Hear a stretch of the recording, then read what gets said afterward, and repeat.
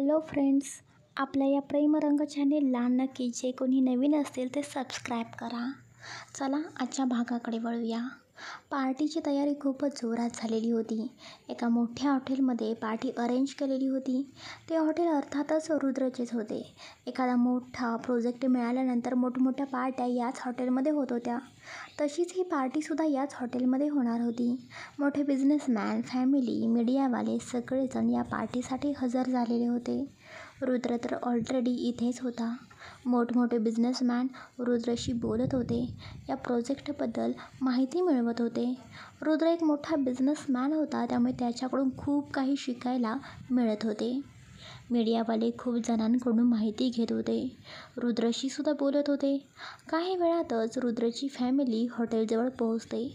गाडीतून उतरताच त्यांच्या आजूबाजूला मीडियावाले, फोटोग्राफर आणि बाकीच्या लोकांची गर्दी जमा झालेली होती. या पार्टीला थोडी जास्तच गर्दी जमा झालेली होती, कारण रुद्रचे लग्न झालेले होते. देशमुख फॅमिलीमध्ये आता नवीन मेंबर आलेला होता. ती म्हणजे आपली अनन्या. अनन्या आजपर्यंत कधीच मीडियावाल्यांच्या समोर आलेली नव्हती. रुद्रची बायको म्हणून ती पहिल्यांदाच बाहेर आलेली होती आणि पहिल्यांदाच ती मीडियावाल्यांना भेटत होती. मीडियावाल्यांनासुद्धा हेच हवं होतं. रुद्रने लग्न कोर्ट मॅरेज केलेले होते, त्यामुळे रुद्र आणि अनन्याचे फोटोज कोणाजवळही नव्हते. फक्त रुद्रचे लग्न झालेले आहे ही माहिती सगळीकडे पसरलेली होती. अनन्या गाडीमधून जशी उतरते तसे सगळेजण अनन्याशी बोलू लागतात. हॅलो मॅम, आज तुम्ही पहिल्यांदाच रुद्र सरांच्या या पार्टीमध्ये आलेला आहात. तुम्हाला कसं वाटत आहे? तुम्ही मिसेस अनन्या रुद्र देशमुख आहात. ही फिलिंग खूपच मोठी आहे ना? कारण रुद्र देशमुख यांच्याशी लग्न करणं म्हणजे प्रत्येक मुलीचं स्वप्नच होतं आणि ते स्वप्न काही मुलींचं स्वप्नच राहिलेलं आहे. पण रुद्र देशमुख सरांच्या आयुष्यामध्ये तुम्ही आता आलेला आहात. तुमचे लव्ह मॅरेज आहे की अरेंज मॅरेज आहे? हे लग्न अचानक झाले? बरेच मीडियावाले अनन्याला प्रश्न विचारत होते, ज्या प्रश्नामुळे अनन्याला त्रास होत होता. तिला या सगळ्याची सवय नव्हती. ती कधीच एवढ्या गर्दीमध्ये आलेली नव्हती, पण तिला आता या सगळ्याची सवय करून घ्यावीच लागणार होती. काय बोलावं हे तिला समजत नव्हतं. काय बोलणार होती ती? तिलाच हे लग्न मान्य नव्हतं, पण अभि आणि तिच्या आईसाठी तिने हे एक कॉन्ट्रॅक्ट मॅरेज 1 वर्षासाठी केलेलं होतं. मॅम सांगा ना, तुमचे लव्ह मॅरेज आहे की अरेंज मॅरेज आहे? रेवा अनन्याचा हात पकडते आणि तिला आतमध्ये घेऊन येऊ लागते. रेवालासुद्धा समजलेलं होतं, अनन्याला या सगळ्याची सवय नाही. रेवा अनन्यासोबत होती, त्यामुळे अनन्यालासुद्धा थोडे चांगले फील होत होते. देशमुख फॅमिली आता हॉलमध्ये येते. त्यांच्या मागे मीडियावालेसुद्धा येत होते. गार्ड्स त्यांना अडवण्याचा प्रयत्न करत होते. देशमुख फॅमिली आतमध्ये एंटर होते तसे हॉलमध्ये थोडा जास्तच आवाज ऐकू येऊ लागतो. सगळेजण आपापसात जास्त चर्चा करत होते. सगळ्यांच्या नजरा फक्त एकाच व्यक्तीवरती होत्या, ते म्हणजे अनन्या. अनन्या मात्र रेवाचा हात पकडून आतमध्ये येत होती. रुद्रसुद्धा बाकीच्या बिझनेसमॅन लोकांशी बोलत होता.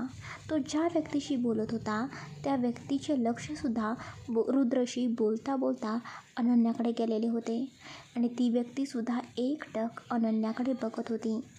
त्या व्यक्तीला असं दुसरीकडे बघत असताना बघून रुद्रसुद्धा त्या दिशेला बघतो आणि त्याची नजरसुद्धा अनन्यावरतीच टिकून राहते. अनन्याने ब्लॅक कलरची शिफॉनची साडी नेसलेली होती. हाफ स्लीवलेस ब्लाऊज होता. केस मोकळे सोडलेले होते. हातामध्ये फक्त एक ब्रासलेट होते आणि दुसऱ्या हातामध्ये छोटेसे वॉच होते. गळ्यामध्ये तिचे ते अगदी छोटेसे मंगळसूत्र होते. एखाद्या परीसारखी खूपच सुंदर ती दिसत होती. 2 मिनिटे रुद्रलासुद्धा काही समजत नव्हते. तो सुद्धा तोंड उघडे ठेवून डोळे मोठे करून एकटक तिच्याकडे बघत होता. बाई, सगळेजण तुझ्याकडेच बघत आहेत. तोंडामध्ये माशी जाईल, तोंड बंद कर. शौर्य रुद्रला चिडवत बोलतो. शौर्याच्या आवाजाने रुद्र भानावर येतो आणि इकडे तिकडे बघू लागतो. तो त्याच्या समोरच्या उभ्या असलेल्या व्यक्तीकडे बघतो तर ती व्यक्तीसुद्धा एकटक अनन्याकडे बघत होती. हे बघून रुद्रला थोडा राग येतो. मिस्टर शहा, रुद्र त्यांना आवाज देतो. तरीही मिस्टर शहा अनन्याकडेच बघत होते. मिस्टर शहा, लक्ष कुठे आहे तुमचं? तुम्ही पार्टीमध्ये आलेला आहात. रुद्र आणखीन थोड्या रागाने बोलतो. रुद्रच्या या आवाजाने मात्र मिस्टर शहा खडबडून इकडे तिकडे बघू लागतात. Sorry mister Deshmukh. सगळ्यांच्याच नजरा अनन्यावरती होत्या. अनन्यालासुद्धा त्याची जाणीव हळूहळू होत होती. अनन्या घाबरून रेवाजवळ उभी होती. तिने अजिबातच रेवाचा हात सोडलेलाच नव्हता. ओ माय गॉड वहिनी, बघ ना, सगळेजण तुझ्याकडेच बघत आहेत. माझ्या मते वहिनी, आजच्या पार्टीमध्ये सगळ्यात ब्युटिफुल गर्ल तूच आहेस, म्हणून सगळेजण तुझ्याकडे बघत आहेत. रेवा, असं काही नाही गं. तू बघ ना, सगळ्या मुली किती स्टायलिश आहेत. मी यामध्ये काहीच नाही आणि मला या सगळ्याची अजिबात सवय नाही. मला खूप अनकम्फर्टेबल होत आहे गं. वहिनी, डोंट वरी, ही पार्टी आपली आहे, तुझ्या नवऱ्याची, रुद्रभाईची आहे. इकडे अनन्या आणि रेवा एकमेकांशी बोलत होत्या, तर तिकडे रुद्रची सारखी नजर अनन्याकडे जात होती. तो बाकीच्या लोकांशी बोलत होता, पण नजर मात्र सारखी अनन्याकडे जात होती. त्याचे बऱ्याच जणांकडे लक्ष जात होते. जास्त करून लोक अनन्याकडे बघत होते. तेवढ्यात परत मीडियावाले अनन्याच्या जवळ येतात. मॅम प्लीज, आम्हाला तुमचे फोटोज हवे आहेत. मॅम, तुम्ही आम्हाला सांगितले नाही, तुमचं अरेंज मॅरेज आहे की लव्ह मॅरेज आहे? सांगा ना, तुम्ही अचानक लग्न का केले? मीडियावाल्यांना अनुजवळ गेलेलं बघून रुद्र लगेचच अनन्याच्या जवळ येतो. रुद्रलासुद्धा अनुजवळ आलेलं बघून मीडियावाले रुद्रलासुद्धा आता प्रश्न विचारू लागतात. रुद्र सर प्लीज आम्हाला सांगा ना, तुमची लव्ह स्टोरी नक्की कशी आहे, काय आहे? सगळेच ऐकायला उत्सुक आहेत. सगळ्यांना तुमची लव्ह स्टोरी ऐकायची आहे. अनन्या मॅडम आणि तुम्ही हे एकदम क्यूट कपल आहे. तुमची जोडी खूपच छान दिसत आहे. आम्हाला समजेल का तुम्ही किती दिवसांपासून रिलेशनशिपमध्ये होता? याआधी आम्ही तुम्हाला कधीच मॅडमसोबत पाहिले नाही आणि अचानक तुम्ही लग्न केलं, हे सुद्धा कोर्ट मॅरेज? Excuse me. एवढे बोलून रुद्र अनन्याचा हात पकडून तिला दुसरीकडे घेऊन जाऊ लागतो. मीडियावाले सुद्धा त्या दोघांच्या मागे जातच होते, पण काही गार्ड्स मीडियावाल्यांच्या जवळ येऊन त्यांना थांबवण्याचा प्रयत्न करू लागतात. इकडे पार्टी रंगात आलेली होती. रुद्र अनुला एका बाजूला घेऊन येतो आणि हळूच बोलतो. इतकंही घाबरायची गरज नाही. स्वतःला कम्फर्टेबल बनव. हे लोक तुला काही खाऊन टाकणार नाहीत. या सगळ्यांची आता तू सवय कर. तुझ्या चेहऱ्यावरचे एक्सप्रेशन बघून त्यांना आणि घरच्यांना सगळ्यांनाच संशय येईल. मला माझ्या आयुष्यात आणखीन प्रॉब्लेम नको आहेत. चेहऱ्यावरती स्माईल दाखव आणि मीडियावाल्यांनी जरी काही विचारले तरी नीट बोल.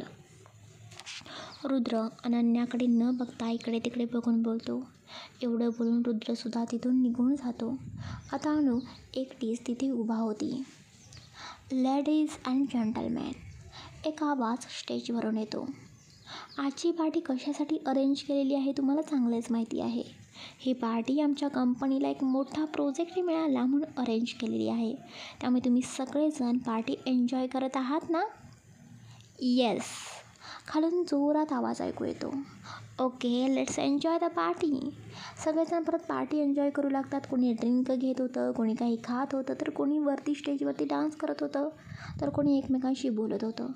सगळेजण काही ना काही करत होते. इकडे रेवासुद्धा तिच्या काही मैत्रिणीसोबत एन्जॉय करत होती. आजी, गिरिजा त्यासुद्धा बाकी लोकांशी बोलत होत्या. अनन्या मात्र एकटीच तिथे उभी होती. तिच्यासाठी हे सगळं काही खूप नवीन होतं. ती सगळीकडे एकदा तिची नजर फिरवते. तेवढ्यात तिच्या कानांवरती आवाज ऐकू येतो. रुद्र सरांनी खूपच टिपिकल बायको केलेली आहे ना, असं नाही का वाटत? हिच्या वागण्या बोलण्यावरून तर वाटते की ही किती टिपिकल आहे. अंगावरती जरी महागडी साडी असली आणि तोंडावरती मेकअप केला म्हणून ही थोडीच आपल्या बरोबरीची वाटणार आहे. जाऊ दे ग स्नेहा, हिने कितीही दाखवले की ही रुद्र सरांची वाईफ आहे, तरी तिला तिची लायकी माहितीच असेल ना. तू नको जास्त विचार करू, तू पार्टी एन्जॉय कर. स्नेहा म्हणजेच रुद्रची PA होती. कायम रुद्रसोबत ऑफिसमध्ये असायची. या दोघींचे बोलणे ऐकून अनन्याला थोडे वाईट वाटले, पण तिलासुद्धा माहिती होते तिची आणि रुद्रची बरोबरी कधीच होऊ शकणार नाही. नकळतपणे तिच्या डोळ्यामध्ये पाणी आलेलं होतं. कितीही केलं तरी अनन्या स्वाभिमानी मुलगी होती. ती स्वतःबद्दल असं काही ऐकून घेणार नव्हती, पण आज तिला तिच्याबद्दलही शांतपणे ऐकून घ्यावे लागणार होतं, फक्त आणि फक्त तिच्या आईसाठी आणि अभिसाठी. अनन्या तिथेच असलेल्या एका चेअरवरती बसते. तिला आता खूपच बोर होत होते. एकटीच बिचारी बसलेली होती. हॅलो, मी स्नेहा, रुद्रची पी.ए. मी रुद्रसोबत असते. स्नेहा अनन्याजवळ येऊन बोलते. हॅलो. अनन्या चेहऱ्यावरती खोटी स्माईल आणत बोलते. कशी आहे पार्टी? आवडली का? स्नेहा विचारते. हो, छान आहे, अनन्या बोलते. रुद्रचं सगळं छान असतं, फक्त तू सोडून. स्नेहा हळू आवाजात बोलते. काय? काही बोललात का तुम्ही? नाही, मी कशाला काही बोलेन. मी फक्त इतकंच म्हणाले की रुद्रची चॉईस खूप छान असते. त्याला सगळं अगदी परफेक्ट हवं असतं. म्हणूनच तर मी त्याची पी आहे. त्याला स्टँडर्ड वागलेली खूप आवडते. तुला माहिती आहे का, खूप वर्षापासून मी त्याची पी.ए. म्हणून काम करते. अनु फक्त स्नेहाचे बोलणे ऐकत होती. बाकी मला समजेल का अचानक तुझ्याशी रुद्रने लग्न कसे काय केले? म्हणजे माझ्या माहितीनुसार तर तू कंपनीमध्ये आधी इंटरव्ह्यू देण्यासाठी आलेली होतीस, मग डायरेक्ट तुझं आणि रुद्रचे लग्न, यामागचे कारण काय आहे? स्नेहा डायरेक्ट अनन्याला विचारते. स्नेहाचे बोलणे ऐकून अनुला काय बोलावे हे समजत नव्हते. कोणाला काय उत्तर द्यावे हे तर रुद्रने तिला कधी सांगितलेलेच नव्हते. फक्त दोघांचं कॉन्ट्रॅक्ट मॅरेज आहे हे दोघांमध्येच ठेवायचे होते. काय झाले? तू काही बोलत का नाहीस? नाही, काही नाही. ते सगळं अचानक झालं ना, त्यामुळे कोणाला काही समजले नाही. पण मला नाही वाटत रुद्र तुझ्यावर प्रेम करत असेल. त्यांच्या चेहऱ्यावरून ते समजतं ना. पण मला एक प्रश्न पडलेला आहे.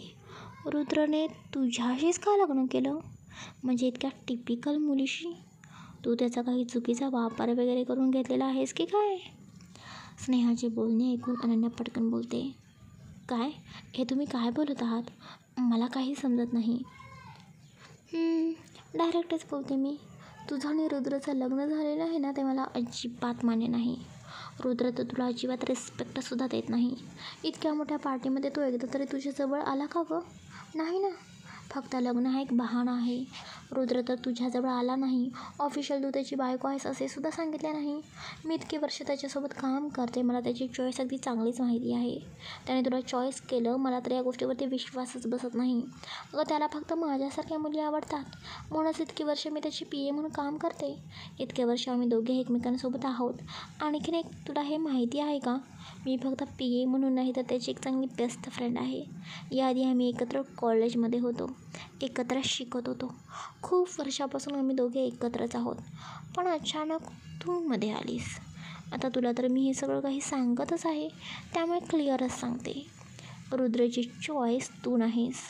रुद्रला फक्त मी आवडते. तो तुझा कधीही होऊ शकत नाही. तू कोण आहेस, कशी आहेस हे मला चांगलंच माहिती आहे. तुला काय वाटलं, तू रुद्रला तुझ्या जाळ्यात अडकवलंस आणि लग्न केलंस म्हणजे तुला रुद्र मिळाला? तर तसं अजिबात नाही. तुझ्या डोळ्यावर ही पट्टी बांधलेली आहेस ना, ती काढून टाक. तू माझ्या रुद्रला फसवलंस, त्याला जाळ्यात अडकवलंस आणि त्याच्याशी लग्न केलंस. पण लवकरच तुमचा डिवोर्ससुद्धा होईल.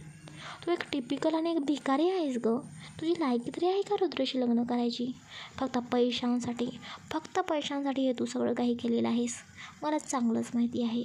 तुझं आणि रुद्रचं लग्न हे एक कॉन्ट्रॅक्ट मॅरेज आहे आणि लवकरच तुमचा डिवोर्स होणार आहे. सगळ्या गोष्टी मला अगदी डिटेल्स माहिती आहेत. त्यामुळे हे जे काही तू लग्न वगैरे केलेलं आहेस ना, ते फक्त पैशांसाठी केलेले आहेस, हे सुद्धा मला माहिती आहे. आणि रुद्रचं बोलशील तर त्याला काही प्रॉपर्टी हवी होती म्हणून त्याने हे लग्न केलं, पण फक्त 1 वर्षासाठी. नंतर तुम्ही दोघे वेगळे होणार आहात. त्यामुळे माझ्या रुद्रापासून 4 हात लांब राहायचं. त्याच्याजवळ जाण्याचा सुद्धा प्रयत्न करायचा नाही. आणि हे जे काही तू आज मिरवत आहेस ना, रुद्र देशमुखची बायको म्हणून, ते फक्त काही दिवसांसाठी आहे. एकदा हे 1 वर्ष झाले की आम्ही दोघे लग्न करणार आहोत, समजले? 1 मिनिट, तुम्हाला काय वाटले मी फक्त पैशासाठी लग्न केले? तर तसे अजिबात नाही, अनु रागात बोलते. वाव, किती भारी ॲक्टिंग करतेस गं तू. मला सगळं काही माहिती आहे. तुझी आई कोणत्या अवस्थेत आहे माहिती आहे ना. तुझा भाऊ, त्याच्या शिक्षणासाठी तर तुझ्याकडे पैसासुद्धा नाही. जॉब होता तोसुद्धा घालवलास. हॉटेलमध्ये एक जॉब करत होतीस. इथेसुद्धा एक दिवस होता, तो जॉबसुद्धा सांभाळायला जमले नाही. म्हणून माझ्या रुद्राने तुझ्यावरती उपकार केले आणि तुझ्याशी लग्न केले. आणि तरीही इतक्या तोऱ्यामध्ये माझ्यासमोर तू बोलतेस. हे सगळं तू माझ्या रुद्राच्या जीवावर उड्या मारत आहेस, हे विसरू नकोस. फक्त पैशासाठी तू हे सगळं केलेलं आहेस. 1 मिनिट, मी गप्प आहे म्हणून तुमचं काही ऐकून घेणार नाही. मी जरी पैशासाठी हे केले असले तरी तुमच्यापेक्षा तरी जास्त स्वाभिमानी आहे. 4 पैसे माझ्या घरी कमी मिळवत असतील तरी स्वाभिमान नावाची गोष्ट मला आहे. एक मिनिट. काय बोललीस तू? स्वाभिमान? कुठे आहे गं तुझा स्वाभिमान? समजेल का मला जरा? स्वाभिमान काय असतो हे तरी तुला माहिती आहे का? अगं, पैशांसाठी तू एका व्यक्तीशी लग्न केलंस आणि तू मला आता काय शिकवणार आहेस स्वाभिमान काय असतं ते? तुझी लायकीसुद्धा नाही माझ्या या स्नेहाच्या समोर उभं राहायची. पण जाऊ दे, बिचारी आहेस ना. पैशांसाठी हापापली. फक्त 1 वर्ष पैशांमध्ये लोळून घे. नंतर परत भिकेचे दिवस येणारच आहेत. आणि महत्त्वाचं म्हणजे रुद्रपासून लांब राहायचं, समजलं? स्नेहा रागात बोलते आणि तिथून निघून जाते. स्नेहा जे काही बोलत होती त्या सगळ्याचा त्रास अनन्याला होत होता. मान्य आहे, अनन्याने पैशासाठी हे लग्न केलेलं होतं, ते सुद्धा आईसाठी आणि अभिसाठी. पण यामध्ये फक्त तिचा स्वार्थ होता का? नाही ना. रुद्रालासुद्धा त्याचा फायदा येणारच होता. तिला आता हे लग्न का केले हा विचार मनामध्ये येत होता. डोळ्यातून पाणी तर येतच होतं. डोळ्यातले पाणी लपवत ती तशीच कोणालाही न सांगता बाहेर जाते. हळूहळू पार्टीसुद्धा इकडे संपत चालली होती. सगळे गेस्ट हळूहळू घरी निघालेले होते. देशमुख फॅमिलीसुद्धा घरी निघालेली होती. Mom wait. वहिनी कुठे आहे? शौर्य गिरिजाला बोलतो. शौर्य बाई, मला बाईसुद्धा कुठे दिसला नाही. मला वाटतं वहिनी आणि बाई दोघेही एकत्र असतील. त्यांना त्यांचा टाईम मिळू दे ना. उगीच आपण त्यांना डिस्टर्ब करायला नको. आपण एक काम करूया, आपण घरी जाऊया. वहिनी आणि बाई मागून घरी येतीलच ना. रेवा बोलते. ओके, चालेल, चला. गिरिजा बोलते. आजी आधीच घरी निघून गेलेल्या होत्या. त्यांना जास्त वेळ पार्टीत बसणे शक्य नव्हते, त्यामुळे त्या थोडा वेळ पार्टीमध्ये बसून घरी गेलेल्या होत्या. बाकी राहिलेले देशमुख फॅमिलीसुद्धा घरी जाते. इकडे अनन्या रस्त्यावरून एकटी चालत निघालेली होती. तिला कशाचीही भान नव्हते. तिच्या कानावरती फक्त स्नेहा जे काही बोलली ते शब्द पडत होते. तेच तिच्या डोक्यामध्ये घुमत होते. परत तिला तेच शब्द ऐकू येत होते. डोळ्यातून तर पाणी येत होतं. खूप त्रास होत होता तिला. आज तिचा स्वाभिमान दुखावलेला होता. इकडे सगळेजण घरी येतात. आई, अजून तुम्ही जाग्याच आहात का? अजून झोपल्या नाहीत? गिरिजा आतमध्ये येत बोलते. अगं गिरिजा, मी तुमचीच वाट बघत होते गं. तुम्हाला माहिती होते ना तुम्ही कशाला उगीच जागरण करत असता. आई, उशीर होणार होता ना आम्हाला. तुम्हाला त्याचा त्रास होतो. चला बरं, पटकन झोपा तुम्ही. हो गं गिरिजा, जाते मी. अगं गिरिजा, पण तुम्ही सगळेजण आलात. अनन्या कुठे दिसत नाही. ती कुठे आहे गं? बाहेर आहे का ती? अहो नाही हो आई. रेवा आणि शौर्य बोलत होते की आपला रुद्र आणि अनु दोघांनाही वेळ मिळू दे आणि दोघेही एकत्र एकमेकांसोबत असतील, म्हणून आम्ही अनन्याला न घेताच घरी आलो. काय? म्हणजे तुम्ही दोघांना एकत्र असलेलं बघितलं का? आजी आश्चर्याने बोलतात. नाही हो आई, आम्ही कुठे त्यांना एकत्र बघतोय. आम्हाला तर रुद्रसुद्धा कुठे दिसला नाही आणि अनन्यासुद्धा आम्हाला दिसली नाही. त्यावरून या पोरांनी अंदाज बांधला.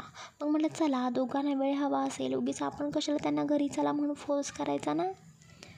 हां, हे बरं केलंस तुम्ही. बरं चल, मी जाते रूममध्ये. तुम्हीसुद्धा लवकर झोपा. हो आई.